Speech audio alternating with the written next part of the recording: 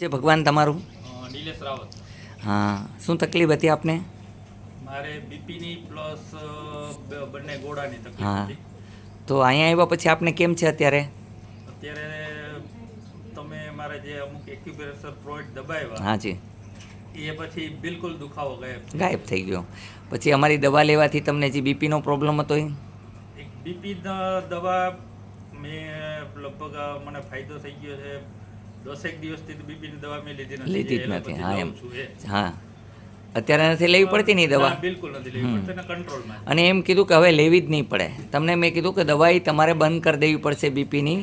એક ટેન્શન નહીં રાખવાનું. અને જે મેં પોઈન્ટ બતાવ્યા તમને જે શીખવાડ્યું, જે આસન શીખવાડ્યા એ કરશો એટલે 60% જે તમારે બંને ગોળાનો ભાગ સુકાય છે એ પણ સારું થઈ જશે. ઘસારો છે ગોળામાં એ પણ થોડા સમયની અંદર જ તમને કોઈ ડૉક્ટર એમ કહી શકે ગોળા બદલાવવા પડે તો એ પણ નહીં બદલાવવા પડે. મેં કીધું એમાં હાલશો તો હા એમ કે ગોળા બદલાવ જ પડશે. પણ મેં તમને કીધું ગોળા નહીં બદલાવવા પડે. અત્યારે આપને કેવું લાગે છે? સારું લાગે છે? બિલકુલ નથી. એટલે એવું કાંઈ નથી. કેમ છે અત્યારે તમારા મિસ્ટરને? સારું છે? તમે ધક્કો ખાધો એટલે મેં તમને કીધું કે હું ફોન ઉપર જવાબ આપું છું એવું નથી. મારી એક જ જીવનનો લક્ષ્ય છે કે માનવ સેવા પ્રભુ સેવા, માણસને હાજા કરવા. આ જ મારી એક મેઇન વસ્તુ છે. પૈસા બનાવવા માટે તેને હું કાંઈ નથી કરતો. એક જ ઈચ્છા છે સેવા કરવી એવી કે મનુષ્યને ઓપરેશન આવતું હોય તો ન આવે. તમે જોયું હમણાં કે લકવાવાળા ભાઈ હતા કઈ હાલતમાં હતા અને અત્યારે હાલતા ગયા, હાથ સીધો કરતા ગયા, લટકાવ્યા અહીંયા અમે. બસ આ જ મારી ઈચ્છા હોય છે, બીજી કોઈ ઈચ્છા છે નહીં. અમારા જીવનનો લક્ષ્ય સંત બન્યા તો સંતનો મિનિંગ એવું નથી કે ધન સામગ્રી ભેગી કરવી. અમારા ગુરુજી એમ કહે છે કે 24 ગુરુદત્ત ભગવાને બનાવ્યા તો પ્રથમ ગુરુ કૂતરાને બનાવ્યા કે જેટલું મળે એમાં ખુશ રહેવું જોઈએ. પછી મધમાખીને બનાવી એટલે કે મધમાખીને એટલે બનાવી દત્ત ભગવાન કે પૂળો ઘણો બધો ભેગો કરે લઈ બીજા જાય. એટલે સંત જાજી મિલકત જમા કરે તો કોક લઈ જાય. હા કે ખોટું કીધું તમને? પછી હાથી હોય બજારમાં નીકળે તો કૂતરા કેટલા બધા ભોંભોં કરતા હોય, ધારે તો એ સૂંઢથી ઉપાડીને ક્યાંય ફેંકી શકે છે પણ પોતે કંટ્રોલ થઈને ચાલે છે. એટલે સંતે પણ એ રીતનું ચાલવું જોઈએ. દુનિયા છે, કોઈ સારા કહે કોઈ ખરાબ કહે. અમને પણ કોઈ સારાય કહેતા હોય ને ખરાબય કહેતા હોય.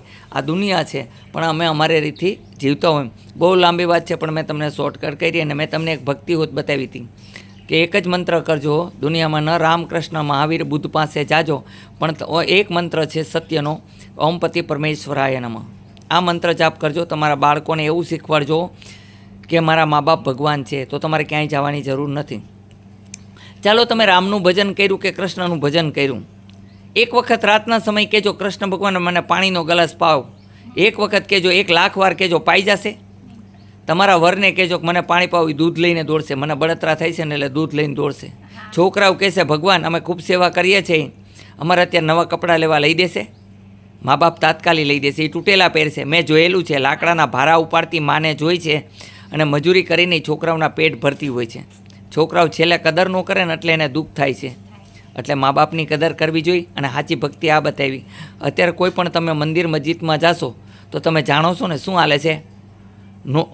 નોટ બતાવો તો બધે વોટ છે અને મંદિરમાં પણ પૈસા છે.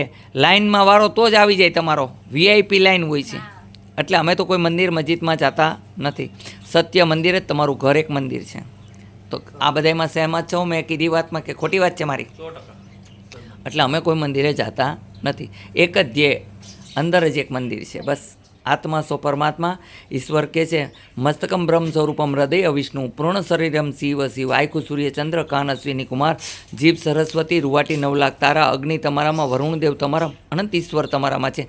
એક જાગૃત દેવતા છે તો કોણ છે કે સૂર્યનારાયણ. તો એનો મંત્ર છે પ્રભાતે બ્રહ્મ સ્વરૂપ, મધ્યકાલે વિષ્ણુ, સાયકાલે સંધ્યાકાલે શિવ સ્વરૂપ છે. એને નમી લ્યો, આવી ગયું. બોલો જય હનુમાન. કંચનભાઈ નાનજીભાઈ, હા કયું ગામ છે? ગામના આશરી, તાલુકો આશરી. ગાંધીનગર, જિલ્લો અમદાવાદ. આજ સીધો નહોતો થતો. લખવાની પરેશાની કેટલા સમયથી છે? 3 વર્ષ. 3 વર્ષ થયા. દવા કેટલી જગ્યાએ લઈ લીધી? બહુ જગ્યાએ રહી. હા અત્યારે કેટલો ફરક છે? 5 મિનિટમાં ફરક છે? જાજી મિનિટ નથી થઈ. કેટલી મિનિટ થઈ ભાઈ? ભગવાનના સોગન છે. કેટલી મિનિટ? 2 થી 5 મિનિટમાં હાથ સીધો થઈ ગયો. જો હાથ સીધો થઈ ગયો. હાલો જોઈએ હવે. હાલીને બતાવો બધાને. હાલીને બતાવો. આ ભાઈ વ્યવસ્થિત હાલી શકે છે, જોઈ લ્યો. ત્રાહા બાંગા હાલતા હતા એની જગ્યાએ વ્યવસ્થિત હાલે છે. હવે ખાલી 5 જ મિનિટના કામની અંદર લખવાવાળા છે આ ભાઈ, તમે જોઈ શકો છો. હાથ સીધો એકદમ, 2 હાથ ઊંચા કરો. હા એમ કરો, ઊંચા એકદમ. હા એમ, હવે સીધા કરો હાથ. હાલો લટકાઈ જાઓ પાછા, ટેબલ આમ રાખો એટલે લટકાઈને બતાવો.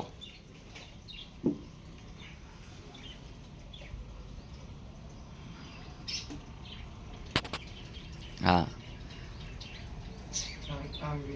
હા એમ રોજ લટકાડવાના હો ઘરે એને, આ રીતથી કહું ને એ કસરત રોજ કરવાની. હજી આંગળી ઓલી લેવરાવો બરોબર, એક આંગળી વચ્ચેલી નથી એ નહીં. હા ઈ હા લેવરાવો.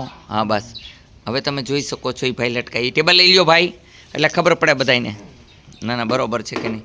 લટકાઈ ગયા છો ભાઈ, હાથ સીધા છે. આ રોજ 5 મિનિટ કસરત કરવાની છે. કેટલી મિનિટ? હા. અત્યારે આપણે કેવું લાગે છે? સારું લાગે છે? ચાલો કાંઈ વાંધો નહીં. બોલો જય હનુમાન. અહીંયા આવવા માટે તેના આટકોટથી ગુંદાળાથી ગરણીથી થોરખાનો રોડ ઉપર આદેશ આશ્રમ આવેલો છે. અહીંનો સમય સવારે 9 થી 12, સાંજે 4 થી 6 અને સોમવારે રજા રહીએ છે. હાલો હવે જેનો બીજા નંબરનો વારો હોય આવી જાઓ.